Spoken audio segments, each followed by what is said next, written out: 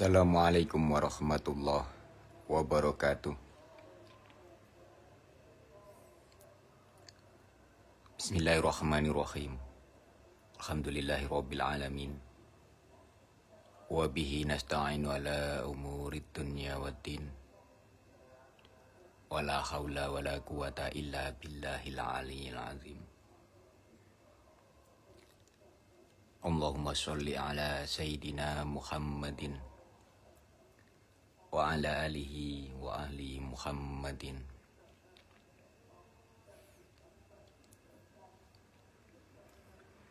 Ila hadrati Rasulillah Sayyidina Muhammadin sallallahu alaihi wasallam wa ala alihi wa ahli Muhammadin. Wa ila hadrati Sultanul Auliya Sayyidi Syekh Abdul. Wa ila hadrati Syekh Ibnu Abdullah. Ila hadrati Syekhina wa murabbi ruhina Sahibul salawat kuning billah Syekh Syazarnus wa ahli. Lahum al-Fatihah. A'udzu billahi minasyaitonir rajim. Bismillahirrahmanirrahim. Ya na'budu wa iyyaka nasta'in. Waladdallin.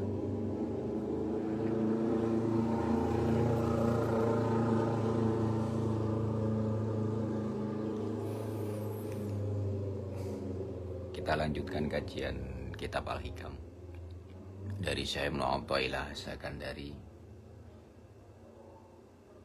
seorang tokoh besar dari Thariqah Saziliyah.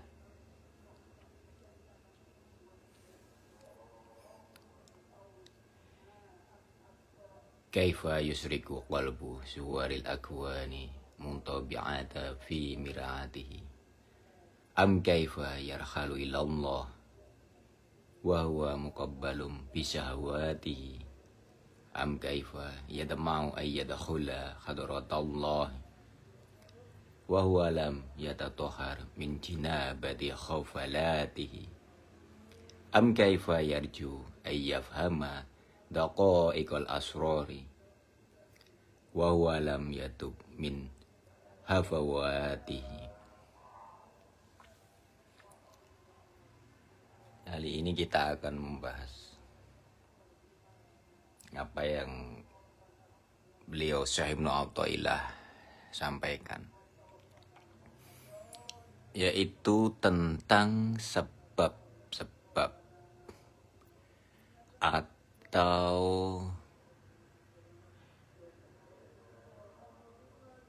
yang menjadikan kolbu hati kita itu tidak bersinar, karena bagaimana mau bersinar kalau kondisi hati kita masih kotor.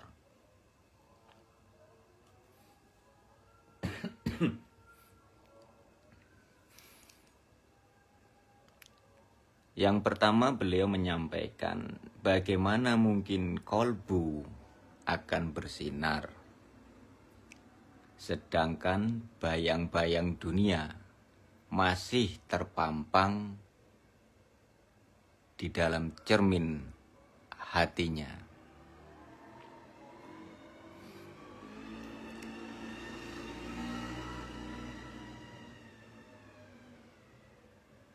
Banyak orang salah memaknai bahwa seorang sufi, seorang yang menekuni dunia tasawuf, itu mesti menjauhi dunia dan seisinya. Di sini akan saya luruskan bahwa dunia dan seisinya dijauhkan dari memasuki wilayah hati manusia. Siapapun boleh menguasai dunia, memiliki harta, memiliki materi yang cukup, bahkan berlebihan. Bil makna dia memiliki harta benda yang banyak sekali, itu tidak masalah. Yang menjadi masalah adalah ketika dunia ini atau apa yang ada di dalam dunia ini memasuki wilayah hati manusia, bahkan menutupi hati dengan bab-bab duniawi. Ini masalah yang besar.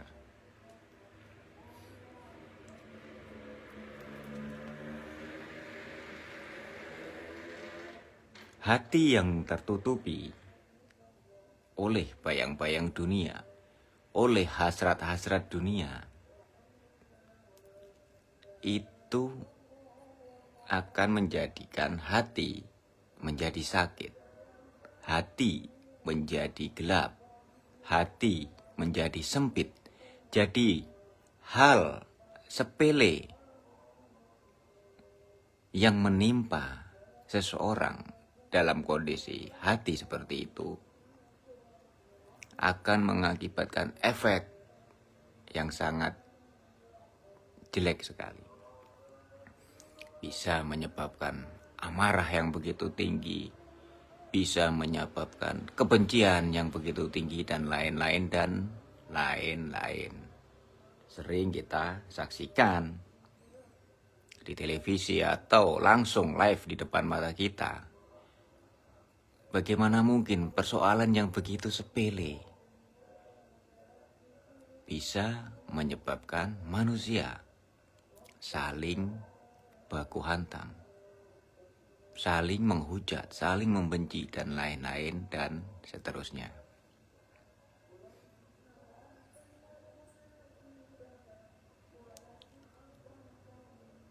Kemudian selanjutnya disampaikan oleh beliau Syekh Mu'athaillah adalah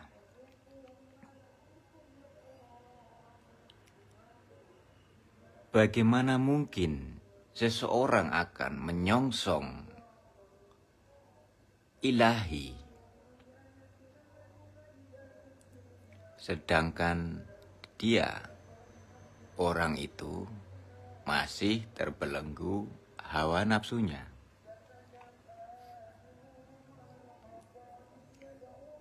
Kita ambil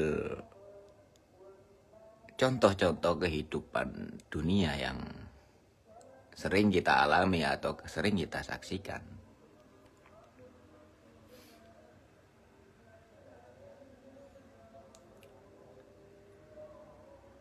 Ketika ada dua pilihan antara melakukan kebaikan atau melakukan kemungkaran, melakukan kemaksiatan,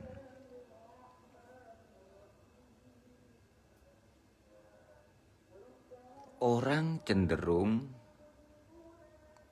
akan bergegas, akan full power, akan bersungguh-sungguh sekedar untuk bermaksiat. Sebabnya apa? Itulah tanda bahwa diri tersebut masih terbelenggu oleh hawa nafsunya.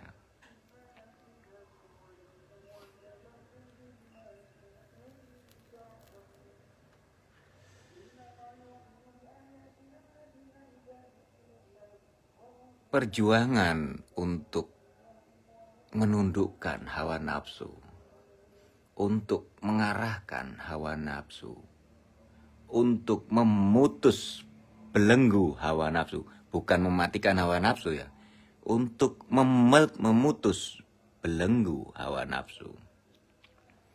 Itu merupakan perjuangan terberat dan terbesar bagi manusia yang hidup dan dewasa. Juga sehat dohir batinnya. Karena kalau tidak sehat ya wong edan ini bebas. Kira-kira seperti itu. Sekali lagi, memutus belenggu hawa nafsu adalah merupakan perjuangan terbesar dan terberat bagi manusia.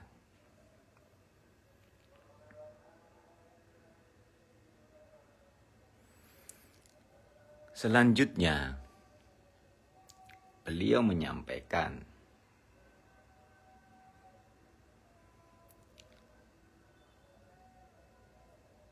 bagaimana mungkin akan bertamu kehadirat Allah Subhanahu wa Ta'ala, sedangkan ia masih dalam kondisi junub dari kotoran-kotoran kelalaiannya. Kenapa beliau memakai bahasa junub di sini? Karena ketika manusia atau kita dalam kondisi berjunub dan belum bersuci,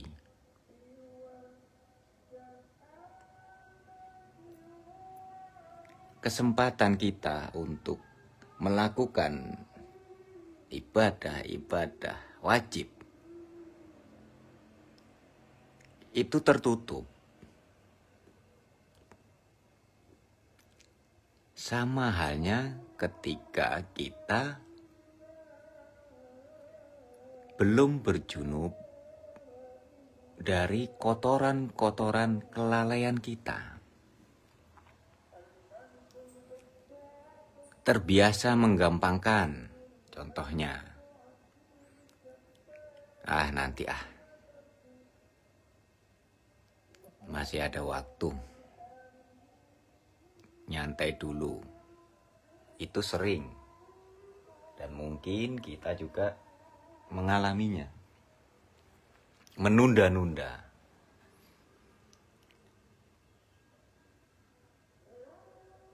Kebajikan yang sudah di depan mata dan sebenarnya kita secara kemampuan itu bisa melaksanakan, tetapi sering menunda. Itu contoh dari sebagian kecil kelalaian. Itu sebabnya kenapa para guru dunia ruhaniyah, tasawuf, torekoh, jalan sufi memberikan metode-metode berupa zikrullah, berupa sholawat, membaca ayat-ayat suci Al-Quran, sholat sunnah, berpuasa, dengan memberikan waktu-waktu tertentu, bacaan-bacaan tertentu. Tujuannya adalah apa? Untuk mengikis secara berproses kotoran-kotoran kelalaian dari para santrinya. Lah, yang sudah dipatok, yang sudah ditetapkan metode seperti itu saja, bebalnya minta ampun. Apalah lagi yang terbiasa tidak dididik untuk melakukan, untuk menjalankan kaifiyah zikrullah yang sudah ditetapkan oleh seorang guru.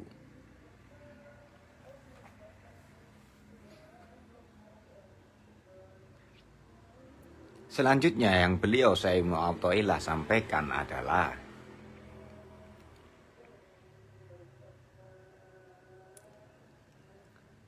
bagaimana mungkin diharapkan dapat menyingkap asror atau berbagai rahasia batiniah atau rahasia ilmu yang sifatnya pemahaman langsung, sedangkan ia belum bertobat dari kekeliruannya. Kekeliruan terbesar dan awal dari kekeliruan seorang salik adalah mengingkari tuntunan dari gurunya.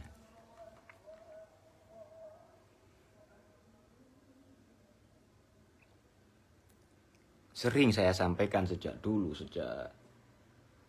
awal 2000-an kepada banyak orang, jika sudah niat berguru, terlebih dahulu silahkan mohon petunjuk Allah, apakah, di manakah saya bisa menemukan seorang guru yang bisa menghantarkan kepada Allah dan Rasul-Nya, yang bisa menuntun untuk membersihkan kotoran-kotoran hati, untuk memutus belenggu-belenggu hawa nafsu. Jadi jangan asal berguru. Mohonlah petunjuk kepada Allah agar dipertemukan dengan guru yang berkriteria seperti yang tadi saya sampaikan. Setelah diberi petunjuk dan yakin suatu petunjuk tentang kebajikan akan menyebabkan hati yakin, itu tanda bahwa petunjuk sudah kita dapatkan.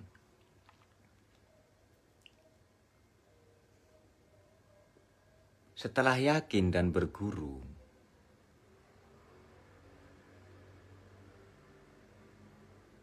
tentu dalam proses pendidikan akan teramat banyak ujian, akan teramat banyak benturan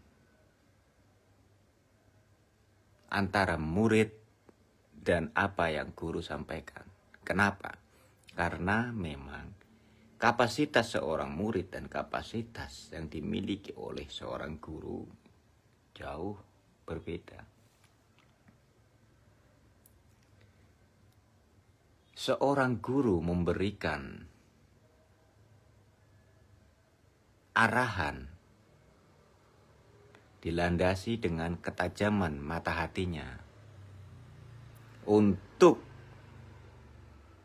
menjadikan sang murid memiliki ketajaman mata hati yang sama, sedangkan posisi sang murid masih dipenuhi oleh tumpukan kotoran kelalaian, tumpukan kekeliruan, kungkungan belenggu hawa nafsu, sehingga seolah-olah kapasitas murid memandang seorang guru merasa bahwa dia murid benar dan gurunya salah. Itu awal dari kehancuran seorang murid di hadapan gurunya.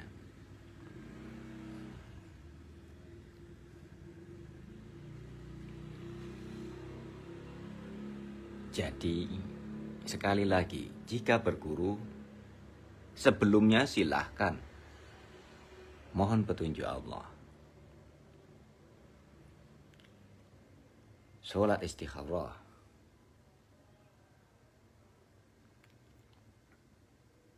Mohon diberikan kemudahan untuk menemukan guru yang menghantarkan kepada Allah, kepada Rasulullah.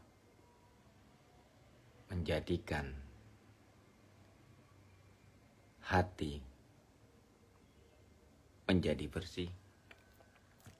Menjadikan hidup lebih manfaat dunia pun manfaat di akhirat.